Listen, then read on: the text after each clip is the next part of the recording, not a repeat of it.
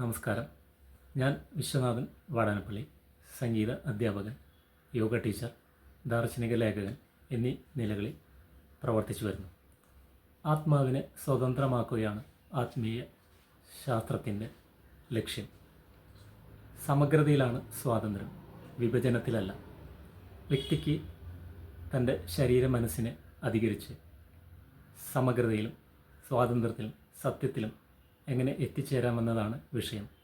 Modern science ശരീര മനസ്സുമായി ബന്ധപ്പെട്ട് കിടക്കുന്നു. യുക്തിക്കും മനസ്സിനും അതീതമായ അനേകം യാഥാർത്ഥ്യങ്ങളുണ്ട്. അവയ്ക്കപ്പുറം പോകുന്നതിന് തീർച്ചയായും ഒരു ഉപരിശാസ്ത്രം ആവശ്യമാണ്. ഈ ഉപരിശാസ്ത്രം യുക്തി നിഷേധമല്ല. പരിശോധിച്ചു നോക്കിയാൽ അത് യുക്തിസഹമാണെന്ന് കാണാൻ കഴിയും. അതേസമയം യുക്തിക്ക് അതീതമായ ഒരു അവസ്ഥയിലേക്ക് നയിക്കുകയും ചെയ്യുന്നു. ഇതാണ് ഉപരിശാസ്ത്രത്തിൻ്റെ സവിശേഷത.